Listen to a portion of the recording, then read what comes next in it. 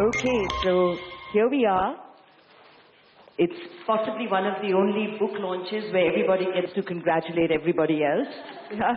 So thank you to all of you great ladies who've made this book possible. This is really our book. It's not my book.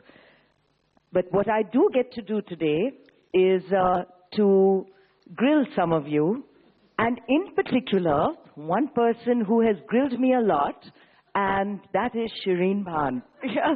So this is my show as moderator, and Shereen is a panelist. And boy, I'm going to enjoy this one. Yeah. So let me start by actually posing questions, as I will do to all of you, and I just want you to chip in. I've deliberately not sent anyone questions in advance because I wanted people to speak straight from the heart, not orchestrated. They've all been asking, so what are you going to ask us? And they don't know. But the one that I'm going to cold call first, as you might expect, is Shereen. So Shereen, I thought, let's tackle the one question, you know, the one that's on everyone's mind every time, and that is the whole issue of how do you manage the work-life balance? How do you manage work and everything else? And I'm going to make sure that Shereen doesn't get away. She can't because it's now in print.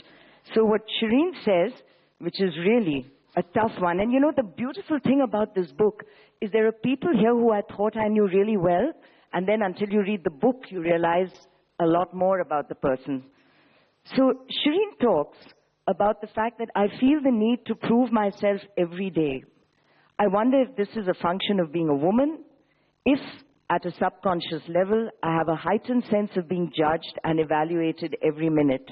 If despite working in the electronic media, known for an open work culture, free of gender prejudices, as a woman, I am programmed to self-scrutinize.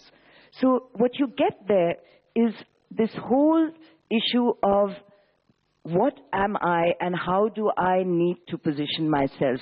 So Shereen, why do you feel you need to be different?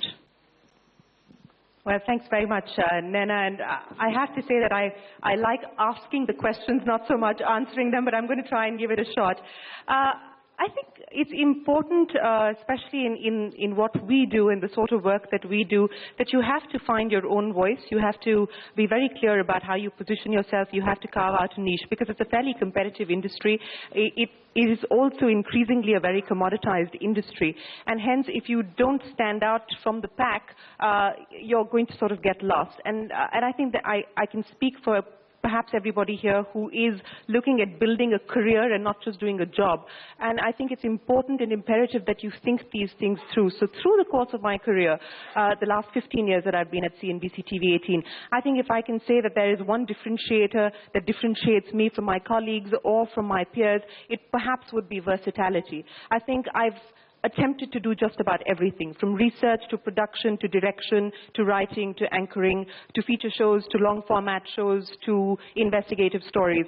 The opportunity to say yes to everything that came my way, that interfered with the work-life balance, and I've been honest about that in the book, that I think I failed miserably at the work-life balance. I don't really have much of a life, but I have a very sort of satisfying time at work. But I think it's important that you understand that you will need to find the way that you prioritize things at certain points in your life. And I think at this point in time, work has been a sort of crucial aspect of who I am. It is linked very closely to my identity. And hence, the way that I am at work, the way that I position myself at work also defines who I really am as a person. So if that answers your question, I think that my effort has really been to differentiate who I am and how I am through what I do. So this is a really frightening standard. An 18-hour workday. She says, I can't really claim to have a work-life balance. My challenge is to balance all my work. And there's little space for ancillary pursuits like music, movie nights, or family get-togethers. And people have just stopped inviting me to functions altogether simply because they know I won't make it. So for all of the rest of you, let's just now jump in here. Work-life balance. So you have Shereen, who scares the daylights out of me. I don't think I could reach that standard. And how do we manage on work-life balance? So, Debjani. Actually, I relate to Shereen quite a bit on this one.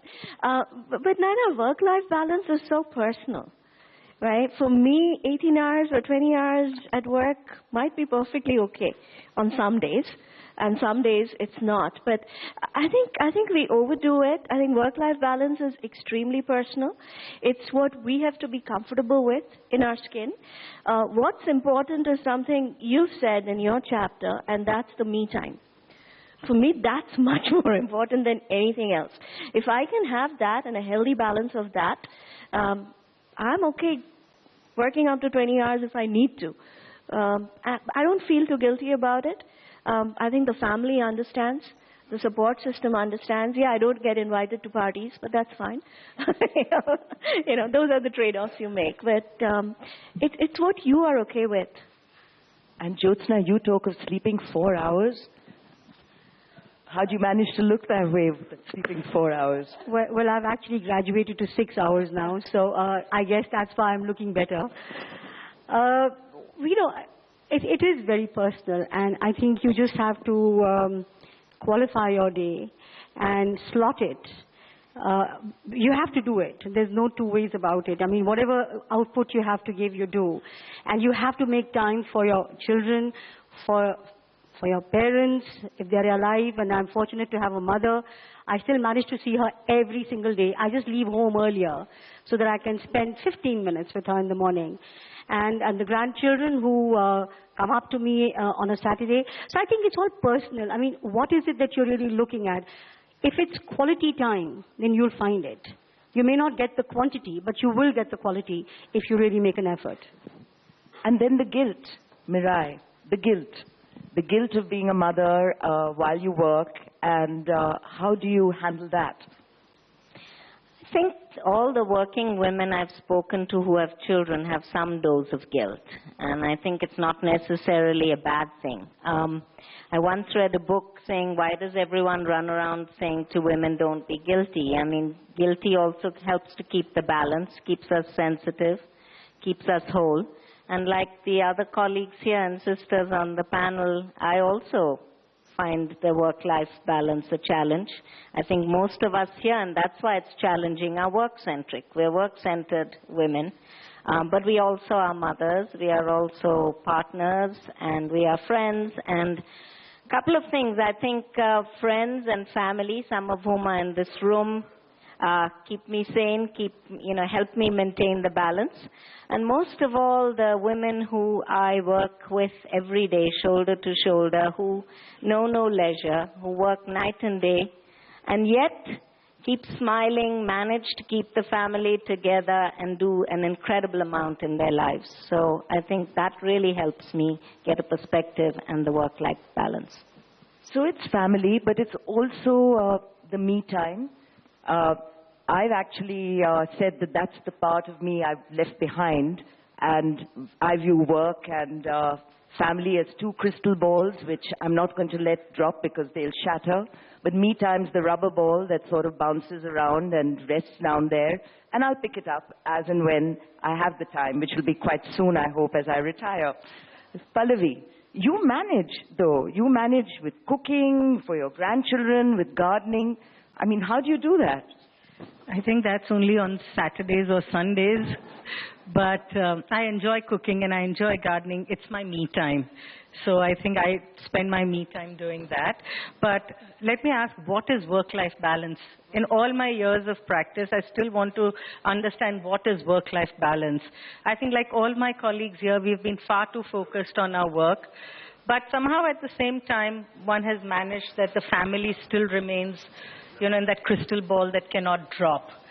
So it's been a lot of juggling, a lot of stretching. The rubber ball is stretching actually far too much.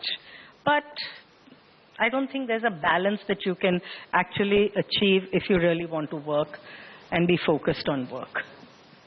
Sudha. I think you do have to prioritize. You have to give up on some things. Like I don't watch television too much, even now. I don't party too much. I don't party, in fact, at all. And I always found that if you are very clear-cut about what you want to do in your working day, then you get enough time. You don't have to mull over things. If you know you're able to come to a conclusion and you can actually get things going and get things moving, then you can also go home and you can look after your children and look after your commitments. So one of the common themes here which emerges is the husband. The husband who we have all chosen very well. The husband who allows us to go to work, and the husband who's there for the family when we are at work or needing to be at work.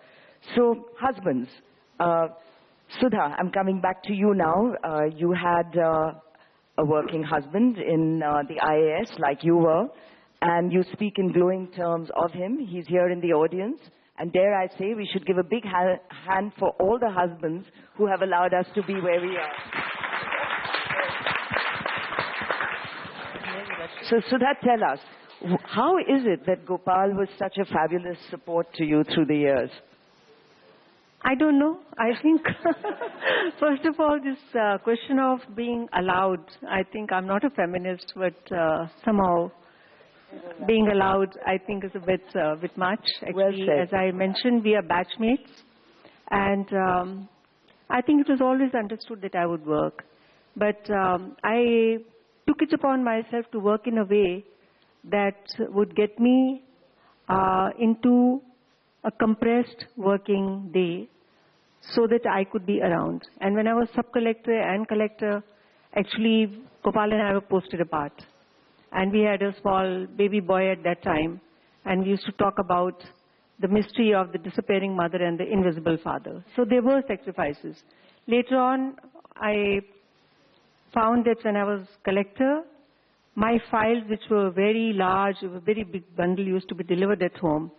I used to wait for my children to spend time with me and to go to sleep, and then I would go down to the office room and finish my file work. And that used to be sometimes 2 a.m.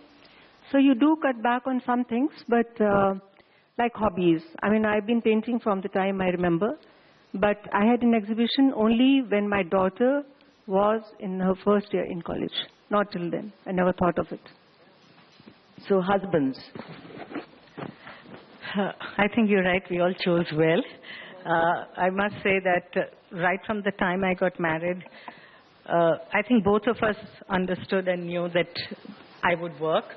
And I think my husband had seen his mother work pretty much a 10, 12-hour day. So there was no thought, I think, in his mind that he wouldn't work, that I wouldn't be working or I wouldn't be sharing. In fact, he's the one who's encouraged me to be working, to be out there and share responsibilities equally with me. So I've had absolutely no complaints. Every time I had even a thought about wanting to take it a bit easy, in fact, that point my children would come forth and say, what the hell are you talking, you know? You better be at work. That's what you like. That's what you enjoy. We want to see you happy. So it was both husband and children, you know, they actually were pushing me hard. And Mirai, so you, like me, have had a husband who has followed us to a location which we needed to move to. And any comment? Yeah, he says that when he moved, Benoy says when he moved from Delhi to Ahmedabad so that I wouldn't have to leave Seva, now knows what it feels like to be an Indian bride. I think we couldn't really make it without them and our children and our family, which is a wider family of friends at every step, support, shared values, shared commitments, shared struggles. So I look around and see the women who I work with every day, and for them just to come to a meeting, to come to Seva is such a struggle. They are beaten and worse, and we feel enormously grateful to have had that kind of support.